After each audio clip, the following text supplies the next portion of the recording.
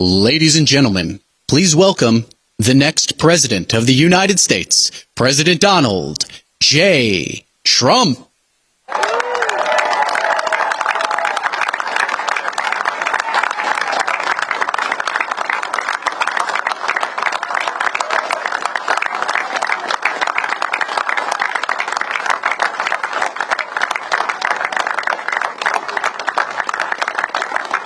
Well, thank you very much. It's an honor to be here. The weather was a little rough, but there was no way I was going to miss it. And I see we have a lot of media here. That's nice, always nice. They're our deep friends, right?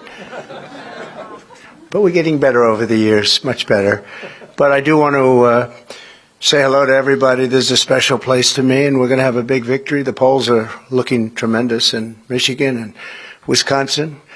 And we're going to do something I think that's very special. I think it's going to be a very special election. I've been saying November 5th of this year is going to be the most important day in the history of our country. I believe that. So just remember that. We're here this afternoon in Grand Rapids, Michigan, 1,283 miles from the southern border. You've been hearing a lot about the southern border over the last couple of years. We put up a chart which is border related, and you see the lowest point in history was just before I left. Just as I was leaving, that was the lowest point. You see the arrows pointing? And I think that chart spells out better than anything I can say today. In fact, I don't have to say anything. I can just leave. Just take a look at that. That is the best. And then it looks like a rocket ship went off. When you look at the other numbers, it's a shame. It's a sad shame. Under crooked Joe Biden, every state is now a border state. Every town is now a border town, because Joe Biden has brought the carnage and chaos and killing from all over the world and dumped it straight into our backyards. And people are coming in from prisons and mental institutions, and nobody's ever seen anything like it.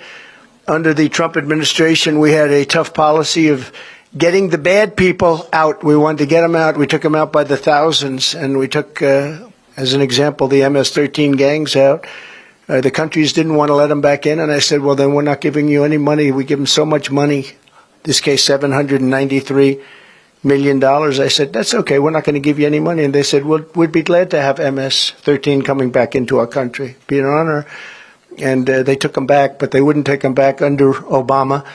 Under the Obama administration with Biden, they wouldn't take them back, and I was told that they won't take them back. And I said, really, what do we give them? And it was close to $800 million. I said, tell them we're not giving it to them anymore. And they immediately said, let's take them back.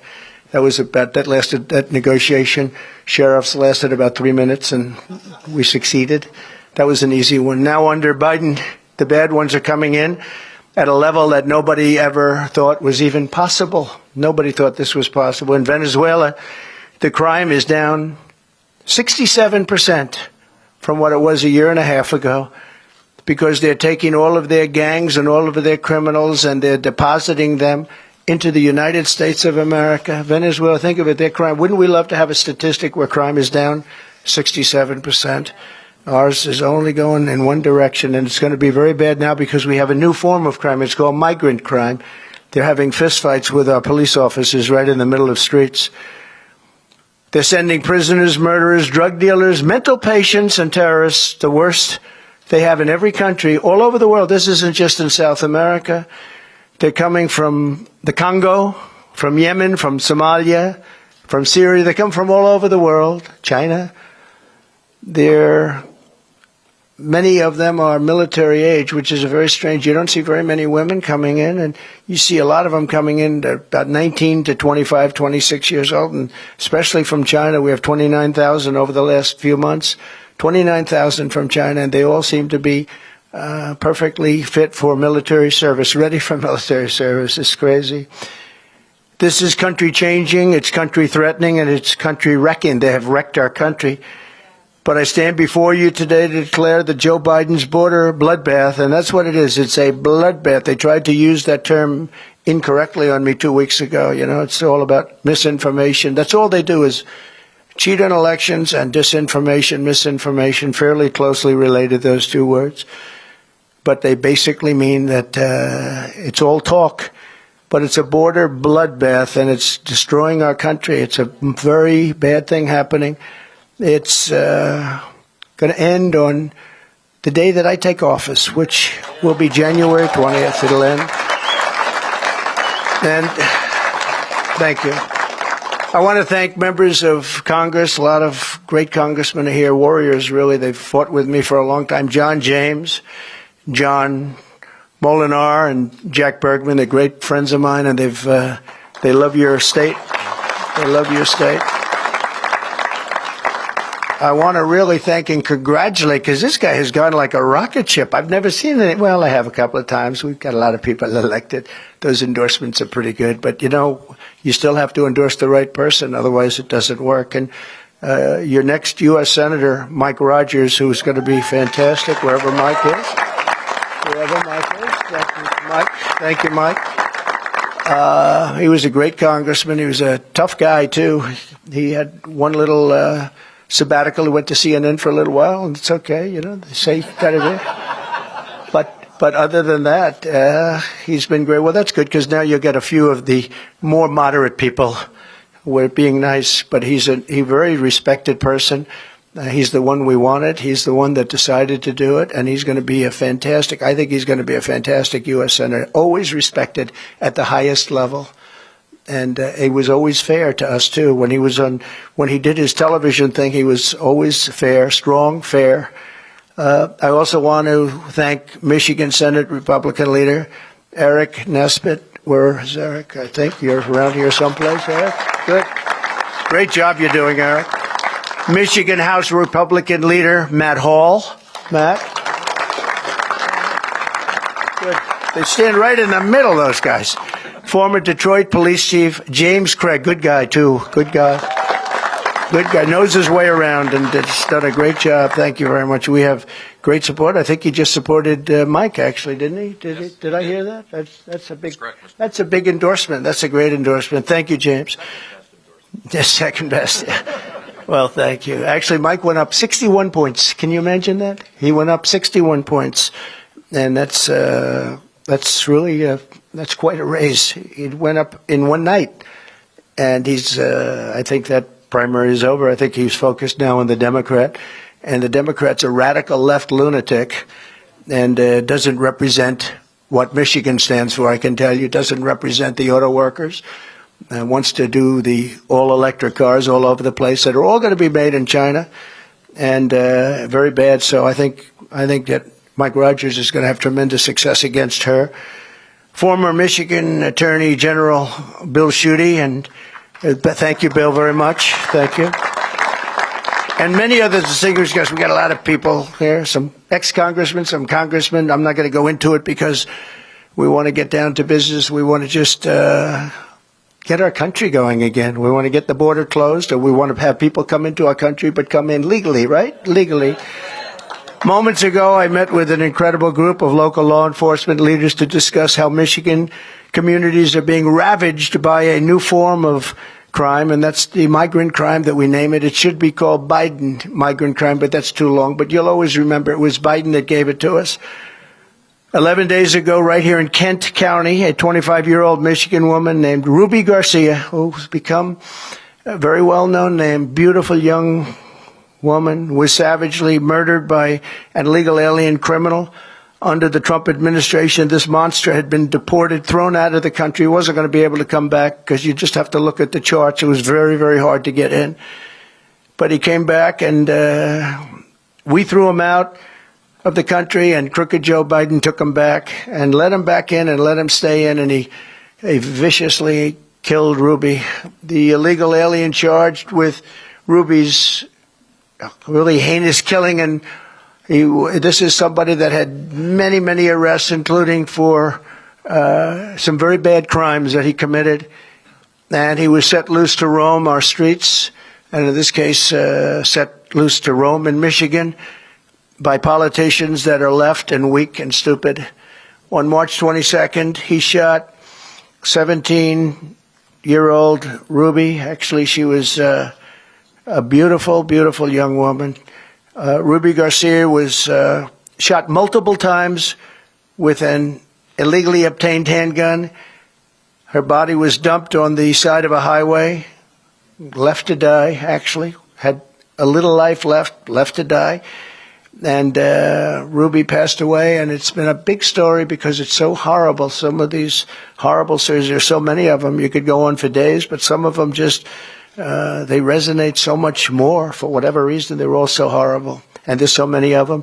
Now Ruby's loved ones and community are left grieving for this incredible young woman, remembering what they called her. They said she had just this most contagious laughter, and when she walked into a room, she lit up that room. And I've heard that from so many people. I spoke to some of her family. 2 months ago, another illegal alien criminal was sentenced in Kent County by executing a 22-year-old Grand Rapids woman while she was in the car with her 1-year-old baby, shooting her at least 5 times all over with a rifle at point-blank range, while the killer was wanted for outstanding attempted versions of various forms of strangulation. They were looking for this particular killer all over the country. He was allowed to come into our country by a very weak border policy. And just a few weeks ago, I met with the grieving family of Laken Riley. You know Laken, she was incredible. Top of her class. Everything was the top. She was the top of everything. She was incredible. I met the parents, incredible people. The 22-year-old nursing student in Georgia who was barbarically murdered by an illegal alien animal. The Democrats say, please don't call them animals. They're humans. I said, no, they're not humans. They're not humans. They're animals. Nancy Pelosi told me that. She said, please don't use the word animal, sir, when you're talking about these people. I said, I'll use the word animal because that's what they are. I'll never forget my vow to her wonderful mother, father, and sister 2 weeks ago. And I said, I will deliver justice for Laken. I said that, and now, today, I'm adding something. It's going to be for Laken, and it's also justice for Ruby. We're going to deliver justice for Ruby. We're going to watch what happens with this thug. We're going to watch what happens. And we have all the law enforcement behind. They're going to be watching what happens to this thug. He's not going to get away with it. So many people get away with it. They say, oh, let him go, let him go. I'm the only one that has to put up a bond. You know, I put up a bond. I didn't do anything wrong. I had to put up a bond this morning for $175 million. I did nothing wrong. They can shoot somebody, kill somebody, and walk out of jail an hour later. How about that? Do you think that's a fair policy? That's called radical left. But not one more innocent life should be lost to Biden migrant crime. The first step to restoring safety in America is to fire crooked Joe Biden, get him out November 5th, and we're going to get him out. We're going to have more people voting, I think, than anybody can even imagine. And if that happens, if we swamp them, you know, swamps too. First you want to drain the swamp, but you want to, for purposes of voting, you want to swamp them. And we're going to swamp them, and they won't be able to cheat because they're very good at that. 3 years ago, we had the most secure border in U.S. history, and you see that up there. We ended catch and release. We built 571 miles of border wall very successfully. We're all ready to add another 200. That's far more than I said I was going to build, but it worked so well. We got Mexico to send 28,000 soldiers for those people to say Mexico, oh, they didn't give the wall. They didn't give the wall. They gave more. They gave us 28,000 soldiers for years. That's why my numbers were so good. 28,000 soldiers. I said, you have to give them. They said, we wouldn't do that. Why would we do that? By the way, did you see Mexico's now asking for $20 billion a year to even sit down and talk to these people? They wouldn't ask me for that. $20 billion a year. Have you seen that? I don't know, Mike Rogers. I think we're going to have to stop that. But $20 billion a year they want just to sit down and talk. Think of it. How crazy is it all? Where have we come? But they said, no, we won't give you soldiers. Why would we do that? Oh, he said, yes, you will. Oh, you're going to give me the soldiers. No, we will not do that. Of course, you know, that's what you'd say. That's what I'd say. You will do it 100%. I will do anything you ask, including I will make a really major bet. You will do it. The 28,000. Nope, we won't do it. I said, here's the story. If you don't have this approved, it was Friday evening, immediately I'm going to sign a bill where we're going to tariff your cars and all of the other things you send in to hurt Michigan and to hurt other, but regardless of that, because the new threat is China is now building factories. Not with me, they weren't. in Mexico. They're going to build cars in Mexico and sell them, and they think they're going to sell them over our border with no tax. Okay? Not going to happen with me. With Biden, it's going to happen. And Michigan and the United Auto Workers will be totally out of business. They're the biggest car plants anywhere in the world. And they're building them in Mexico. A friend of mine builds plants. That's all he can do. He can't walk across the street, but he's the greatest builder of car plants.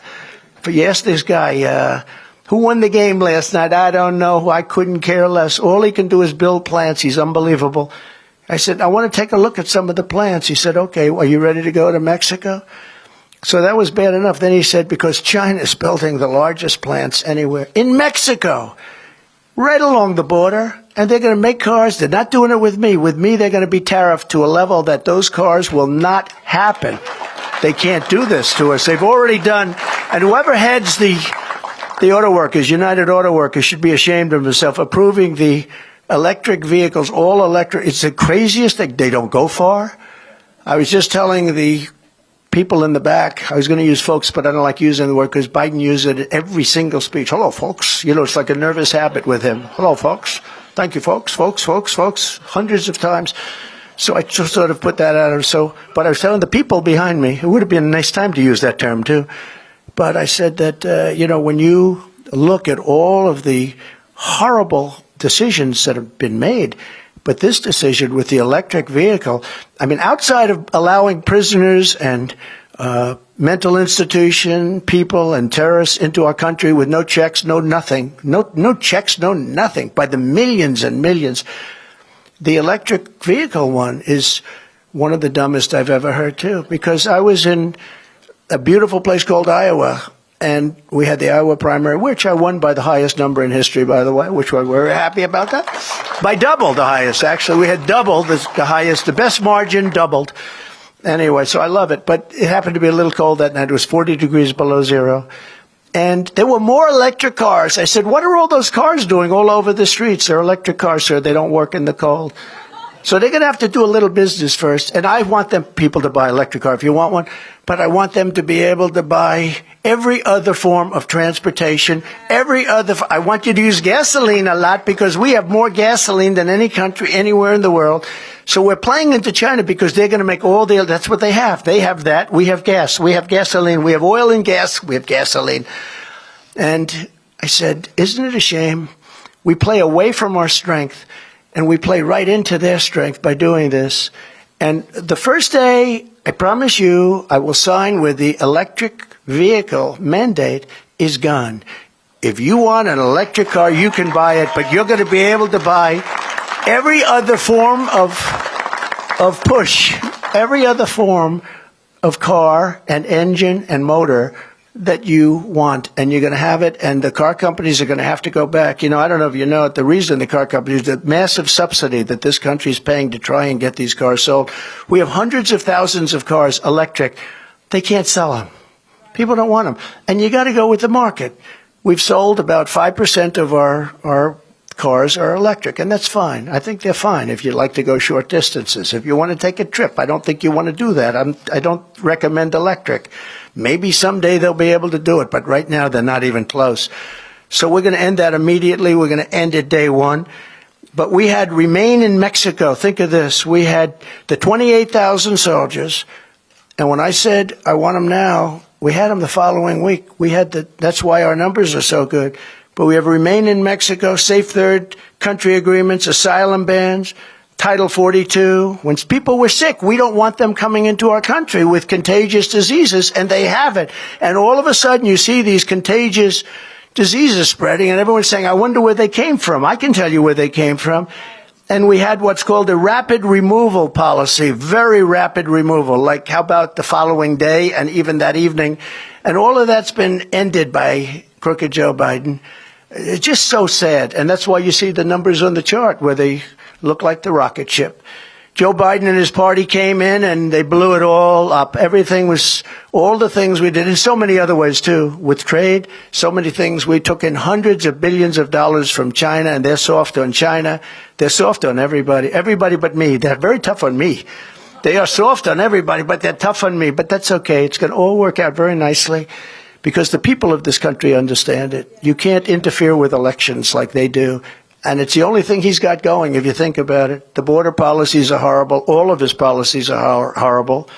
You look at inflation, inflation's through the roof. No matter what money people are making, the inflation is better. Unless you quadrupled your salary, the inflation is just destroying people in this country, where bacon is up 3 and 4 times, where the food prices are so bad, the energy prices. And by the way, energy is going up again, in case you haven't noticed. Fentanyl and opioid deaths in your state are up 32%. And deadly drugs pour across the border at levels that nobody's ever seen before, steering thousands and thousands of these vats of poison right into Michigan lives. And once peaceful, suburban Michigan is really now, you're under an invasion. And there's no way you can vote for this guy. I mean, look, I don't want to be too casual about it. There's no way you can vote for this guy. You see what I see. And there's just no way. If he makes it to the starting gate, which I find it hard to believe, but if he does, there's just no way. We have to get law and order back. These are the best people in the world. They will know. The sheriff's behind me, and this is in all states. Somebody said, how will you get these criminals out?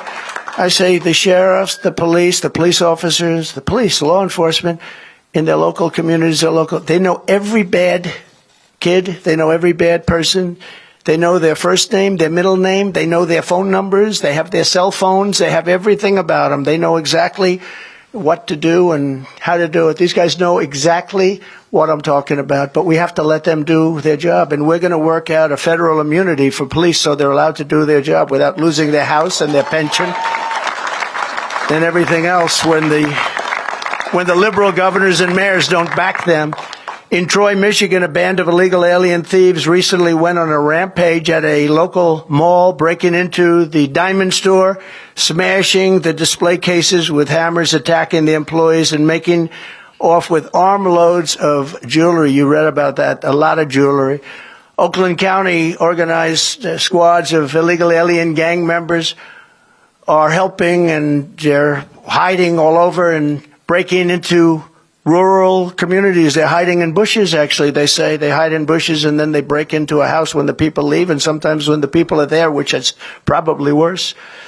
But into the rural communities, suburban communities. And, you know, the suburban housewives actually like Donald Trump. You know why? Because I'm the one that's going to keep them safe. They like to say, well, the suburban housewives, I don't know. I think I do great with the suburban housewives because they want to remain safe.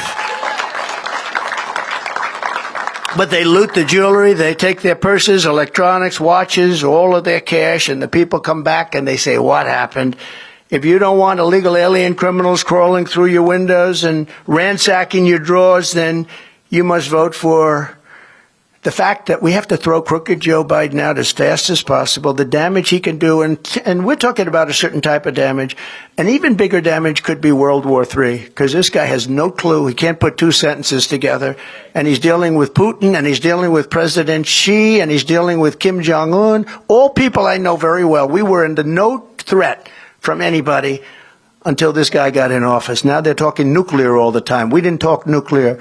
I rebuilt our nuclear power to a level that nobody has, but you don't mention it and you don't talk about it. But now Putin's talking about it, and now Kim Jong-un again is talking about it. You had 4 safe years. You were safe because they respected your president and they respected the United States of America. And now you're not safe, I will tell you. We could end up in World War III with this lunatic. In various counties recently, 3 illegal alien migrants were arrested for soliciting sex from children, yet the radical left-wing governor, Gretchen Whitmer, a real beauty she is. I had to deal with her in COVID. She was the only one that was able to go sailing was her husband, right? Her husband went sailing and everybody else is locked in their house. How did that work out? Not too good. But she's now pushing Michigan families to accept $500 a month to take illegal aliens into your homes. They don't say this for our veterans that are on the street. They don't say this for other people, but they say it for migrants coming in because they want them to vote, probably. In other words, Biden and Whitmer are stealing your money to give free housing to illegals and then asking you to quarter these people, put them in your homes and feed them and do everything else. And it's just, the whole thing is so is so crazy. And she's a terrible governor, by the way. Your streets are bad. Everything's bad. She used to come to the White House. She was so nice, and then she'd go say, "I don't like that man." I say, "Wait a minute, I was very nice, wasn't I?" But when I'm president, instead of asking you to cram illegal aliens into your homes, I'll tell you that the illegal alien trespassers, they must go back to their homes. They have to go back because no country can withstand this invasion. There isn't a country in the world that can. I don't care how much money. And we don't. We owe $34 trillion.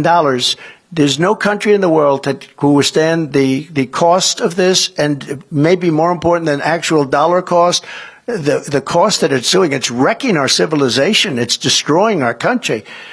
On day one, I will seal the border and we'll begin the largest domestic deportation operation in the history of our country.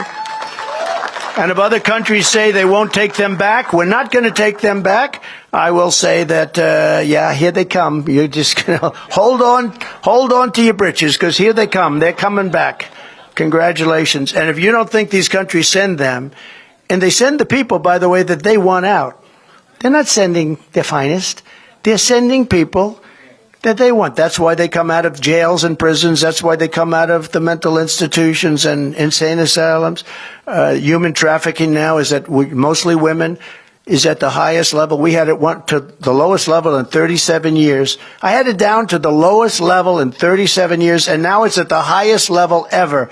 And this is human trafficking, mostly in women.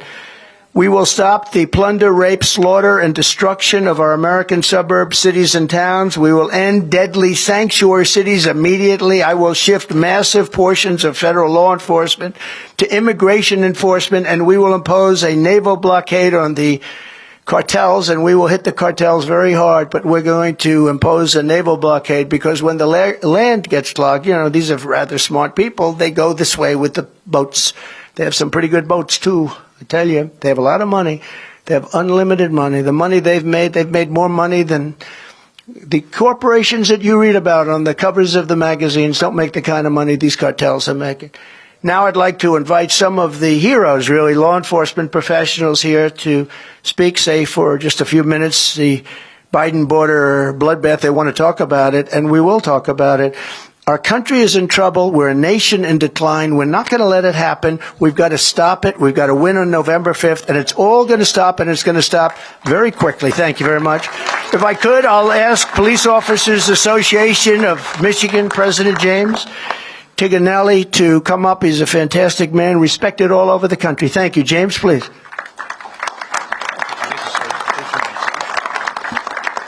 What an honor to be here, and with all these leaders of law enforcement and Congress, but with you here, waiting for the next trip up to D.C. with you. I wanted to tell you a little bit about recruiting, retention, and what the life of the police are like right now, that we know you were going to fix for us, because you did the last time, just because of how you feel about us. 45 years ago, 45, yeah. Number sounds familiar, right? 45 years ago, when I hired on at the job, 2,000 people would apply for 200 positions. Right. Because this job of deputy sheriff and police officer was a very honorable job. The guy down the street, you all knew where they lived. You all looked for them for leadership. And nowadays, and to say the last 10 years, we can't get enough people to fill the vacancies. The academies are empty. Nobody's coming along. And we can't get enough candidates. So why does that happen? It's not because there's no desire. It's because of recruiting. Right. And recruiting, to me, was always the grandpa, Uncle Joe, who was a police officer. Maybe he was the baseball coach that was a cop during the week. He was the guy that you respected. I didn't come from a law enforcement family, but I came up as a law enforcement officer because they were important to me. On the east side of Detroit, you needed to have a few friends in the PD. The 48205, this is now the most violent zip code in America, I believe. That's where I was at. But there's no way we can have a president of the United States that allows 3 million people a year or more, I'm sure, to come across to come out of our country illegally. We can't allow that to continue. It's those who enter, they do so in the light of day. They do it by pushing aside our National Guard. Then they're handed a gift card, they're handed a telephone or an iPad, transportation to anywhere in the U.S. that they want to go. And then you want to tell these law-abiding people that are here you have to obey the law. There seems like there's no real reason to do that anymore. And that's made it very hard to be policing because people look to us, the law-abiding people look to us, but they're saying, what about that person? What about that? As you've talked about here today. My mind used to say it takes the wind out of your sails. You just kind of, everything calms down and it's not so good. The felons that we arrest become misdemeanors and then they become no bond and then they become free guys really before we get our car cleaned out at the end of the shift. Why would you expect people to obey the law when millions are rewarded for disobeying it? I don't know how many officers must get injured or killed or worse, the civilians out there that are injured or assaulted or killed and assaulted. We've heard about a couple of them here tonight. I know that we can fill these vacant jobs with good people. I know they're out there. I know we can recruit them, but we need a commander-in-chief that will give them just simple due process. You've talked about some of the things that are important to us, but they just need to know they've got somebody behind them a little bit instead of trying to push them backwards, pushing them forward. I think that'll help to restore the honor to this job that was once such an honorable one. I can promise you that our guys will put that suit on and go out and do the job for you. They really will, and it'll be better for all of the people in this room when that happens.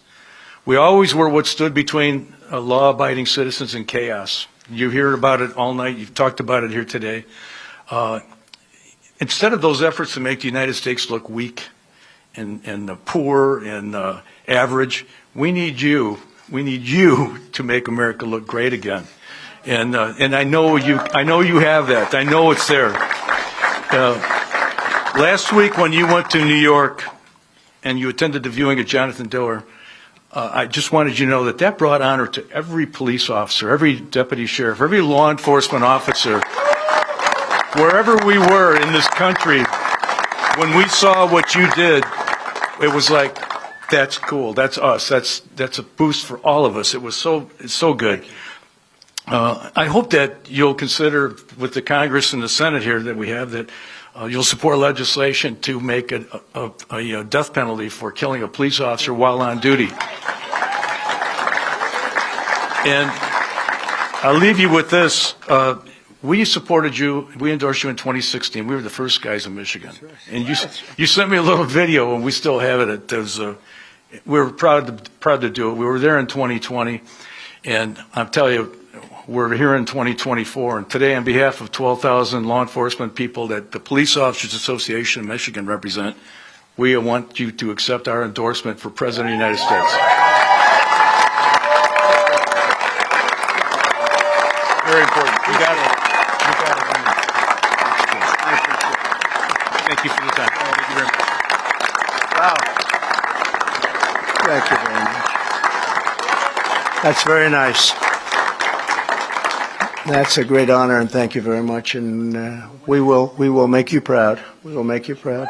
I do want to thank the family because I met with Stephanie. That's Jonathan's beautiful wife, Jonathan Diller, and I met with the whole family. These are incredible people. What happened to Jonathan should never have happened, and they were just devastated. But the spirit and the love and the numbers of police that were there, and firemen, firewomen, the number of people that were there was incredible. It just was incredible. But that's an incredible family. So we send our love. I said to Stephanie, he will not have died in vain. So, but I thank you very much for the endorsement. Thank you. So, if I might, we're going to do this very quickly. Sheriff Daniel Abbott, as you know, Van Buren County, highly respected, and he's going to say a few words. Thank you, Daniel. So I'll make this pretty brief. I was asked to hit on how the open borders are affecting us here in southwestern Michigan. Our county is actually on the southwestern part of Michigan, only Berrien's below us. I ran some numbers yesterday in our jail facility. 40% of our inmates in our jail in Van Buren County have out-of-county residency. Out of the 40% that do not live in our county that we're feeding every day, 10% of those have addresses from Mexico or Guatemala. Put that in perspective. We are a rural community. 10% of the folks in our jail are from Mexico or Guatemala. They're not in our jail by coincidence. We didn't just see them walking down the road and saying, you know what, I don't think you belong here. They're in our jail because they committed crimes. If you look at the heinous crimes that they committed, the one that really jumped out at us is all the violent sex crimes. And it's not just against adults. It's against our children as well in our community, and that's appalling. To go even further on that, with the open borders the way they are, when President Trump was in office, our narcotic unit was buying a ball of meth, which is 3.5 ounces of meth, for $300 to $350 for a ball. As of this past week, a ball is $85 because the market's flooded by the tons coming across the open borders and semis. And when I say tons, I mean tons. It used to be a thing of the past, or it is a thing of the past, folks doing, making the meth in their own residences. They don't do it anymore because the cartel's bringing it in by the tons. They're not having to make it inside their residences, hence the cheap amount that's going out and the amount that's on the street. It's disturbing. I've got a few bullet points I want to really drive home to you folks. Career law enforcement officers have faced incredible challenges these past 4 years for several reasons. The drastic rise in fentanyl as well coming over the border has touched just about every family in southwestern Michigan. You guys all see it on the news on a regular basis, all the ODs and domestic situations that we handle in law enforcement. We handle roughly 2 overdose deaths a week in our county. Keep in mind, our county is only 76,000 population. So at least twice a week, we're handling those. And those are numbers I ran yesterday. I just didn't make those numbers up. That's disturbing. It's getting in our schools. It's getting in our children's hands. It's very disturbing.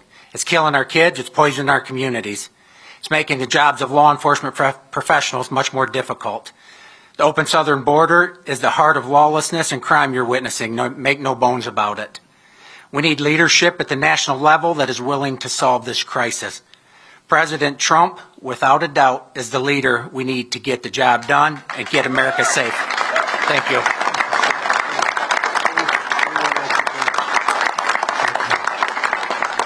Thank you very much. Allegan County Sheriff Frank Baker to say a few words, please. Frank? Thank you, Frank. Thank you, Mr. President. It's truly an honor to be here today and talk about something that's very near and dear to my heart, as well as my fellow sheriffs, and that's safety within our communities. And one of the biggest things that we're facing now, and Sheriff Abbott mentioned it, is the crime, the level of crime we're seeing, but the amount of narcotics, the illegal narcotics, whether it's methamphetamine or fentanyl, it's devastating our communities. And something needs to be done about that. And the only way we can do anything is to secure the border. A lot of times people ask me, the border's a long way from Allegan County, and yes it is, but there's not a day goes by that's not impacting what happens in our county because of the amount of drugs that we're seeing. We used to be known as the meth capital of the world, jokingly people would say, because of the number of methamphetamine labs that we'd made arrests for. We don't make arrests for methamphetamine labs anymore. I mean, it's a thing of the past because the illegal drugs that we're seeing now, the crystal methamphetamine, is so cheap, as Sheriff Abbott had mentioned, it's cheaper to buy it than it is to make it. So we have a crisis on our hands and we need help. And part of that help is going to be securing our borders. So I appreciate you taking the time to meet with us today to talk about this important topic to us, because there are a lot of tragedies that are happening. You mentioned it with Ruby Garcia. In fact, a couple of our deputies made the arrest of the suspect in that case last month. So it's happening in our neighborhoods, even though the border is a long ways away and we need help. And so I appreciate what you're doing to help us and meeting with us today to talk about this concern. Thank you. Thank you, Sheriff. Great people behind me. Is Tom Homan here, by any chance? Tom? Tom Homan? Where's Tom Homan? Because I wanted to pay tribute to him. He is some man. And I know he was around here. I said hello. I said I might bring you up, but I'm not going to bring him up because he's not here. He had to get back to capture people. But I just want to thank Tom Homan. He has been so special. He's been so great on television. He's been so respectful of the job that we did as an administration. We had such great numbers, and we took over a tough situation, and we had great numbers. In 2016, I ran on the border, And in 2020, we did such a good job, I couldn't even talk about the border. The people would say, sir, they don't want to hear about the border. I said, no, we did a great job. We have to talk about it. Sir, they don't care. You fixed the border. The border's great. You see the numbers up there. The border's great. Nobody cares about the border. And now we have today. Today, the border is 100 times worse than it ever was in 2016. That was, I call it peanuts. That was peanuts. That was small time. And today it's the worst border anywhere, I think, in the world. There's never been a border like this anywhere in the world where millions and millions of people are coming. Thousands of people come over an hour. And there's never been anything like it. We're going to fix it. We're going to close it. And we're going to do many other things that we're not here to talk about, but we're going to make our country great again. We are not now a great country. We are a country that is in serious decline. And we're not going to let that happen to our country. We're going to fix the economy. We're going to get inflation under control. Inflation's up probably real numbers 50% in the last few years, and people are being destroyed just going to the grocery store. That's where I hear it the most. They go out for groceries. They can't believe it. They're paying 4 and 5 times more than they did 2 or 3 years ago. But we're going to fix our country. We're going to be respected again all over the world. I'm going to keep you out of World War III. We're not going to have World War III. Right now, the way we're going, you're going to have World War III. And we're going to do a real job. We gave you the largest tax cut in history, largest regulation cuts in history. We took care of our soldiers. We rebuilt our military. We beat ISIS, and we didn't go into any wars. Everyone said, remember when Hillary Clinton said, look at him, he's going to get us into wars. I got us out of wars. And but we knocked out ISIS, and we knocked out everything we had to do, and we rebuilt that military to a level. Unfortunately, he gave a lot of it away to Afghanistan. But as much as it was a small portion compared to what we did. We rebuilt our entire military, and I'm very proud of it. We have a great military. They're not woke like people think. A couple of people on top are. They'd like to be, but we're not. Our military is amazing. What they did with ISIS, it was supposed to take 4 years, and it took me a couple of months to knock out ISIS, 100%. You remember I had it down to 97%, and the media started saying, sir, it's not 100%. I said, I've got problems. I better do it. So we took a few more weeks, and we got it down to 100%, and they admit it. And just one of those things. But the people behind me are incredible people. They're heroes. They're heroes. And you have a couple that are going to be elected very soon, and they're going to do a real job. They love Michigan. They love the country, and they're going to do a real job. It's an honor to be here. I'll be back a little bit before November 5th. I'll be back as many times, because this is a very important state. You win Michigan, you win the election. You win Michigan, you're going to win the election. And so we'll be back, and we'll be back to Wisconsin. I'm heading for Wisconsin right now, and we're going to be back there quite a bit too. We're going to put it all out, because if we don't win on November 5th, I think our country is going to cease to exist. It could be the last election we ever have. I actually mean that. We don't win. I think this could be the last election we ever have. That's where our country is going. So I just want to thank you all. Thank you very much. And I just want to thank you all very much. It's an honor. I'll see you soon. And again, give these people a big round of applause. Thank you very much. Thank you.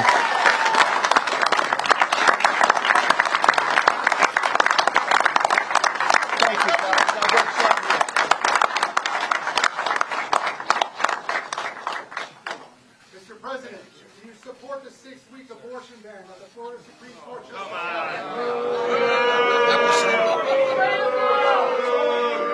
We'll be making a statement next week on abortion. We're going to make a statement next week on abortion. God